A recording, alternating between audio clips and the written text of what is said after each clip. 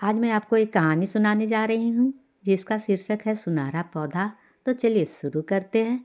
तेनालीराम हर बार अपने दिमाग का इस्तेमाल करके ऐसा कुछ करते थे कि विजयनगर के महाराज कृष्णदेव राय दंग रह जाते थे।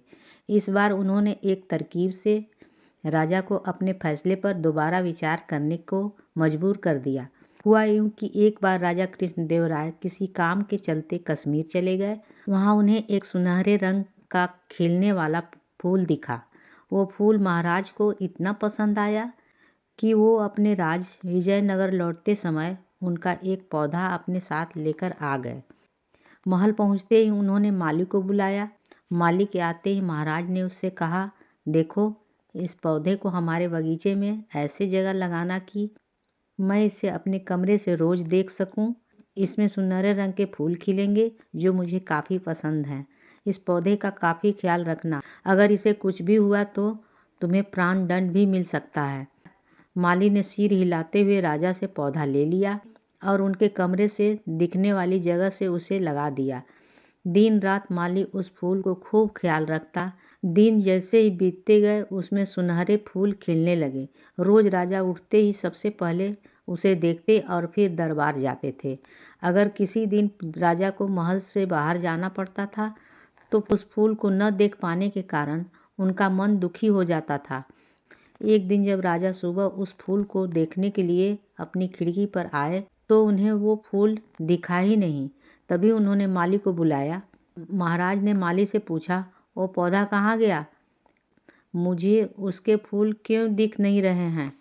जवाब में माली ने कहा, साहब, उसे कल शाम को मेरी बकरी खा गई। इस बात को सुनते ही उनका गुस्सा 7वें आसमान पर पहुंच गया।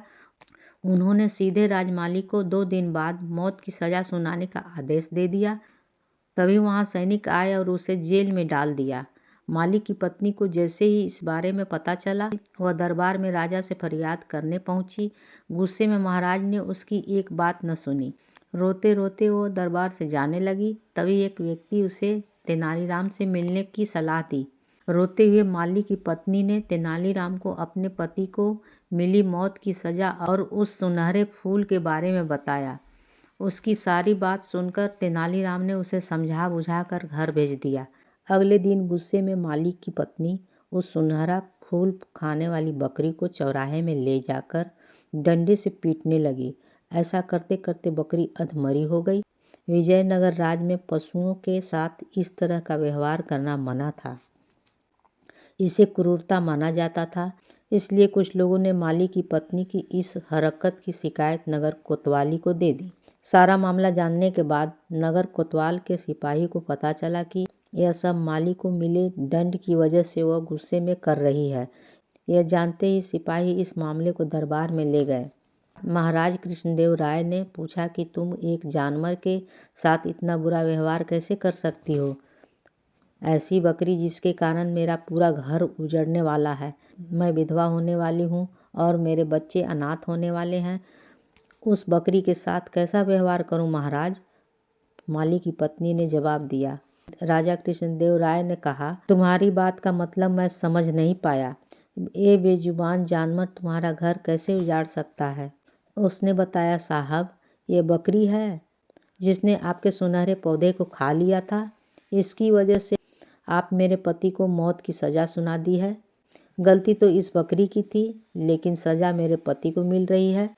सज़ा असल में इस बकरी को मिलनी चाहिए, इसलिए मैं इसे डंडे से पीट रही थी। अब महाराज को यह बात समझ में आ गई। गलती माली की नहीं बल्कि बकरी की थी। यह समझते ही उन्होंने माली की पत्नी से पूछा कि तुम्हारे पास इतनी बुद्धि कैसे आई, इस तरह से मेरी गलती के बारे में समझा सको। उसने कहा कि महाराज, मुझे रोने के अलावा कुछ भी नहीं सूझ रहा था। यह सब मुझे पंडित तेनालीराम जी ने समझाया है। एक बार फिर राजा कृष्णदेव राय को तेनालीराम पर गर्व महसूस हुआ और उन्होंने कहा कि तेनालीराम, तुमने मुझे एक बार फिर बहुत बड़ी गलती से रोका है। यह कहते ही महाराज ने माली का मृत्युदंड का फैसला वापस लेते हुए उसे जेल से रिहा करने का आदेश दिया। साथ ही तेनालीराम को उसकी बुद्धि के लिए 50,000 स्वर्ण मुद्राएं उपहार के रूप में दे दी।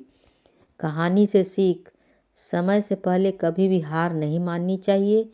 कोशिश करने से बड़ी मुसीबत से निपटा जा सकता है। कहानी होती है समाप्त।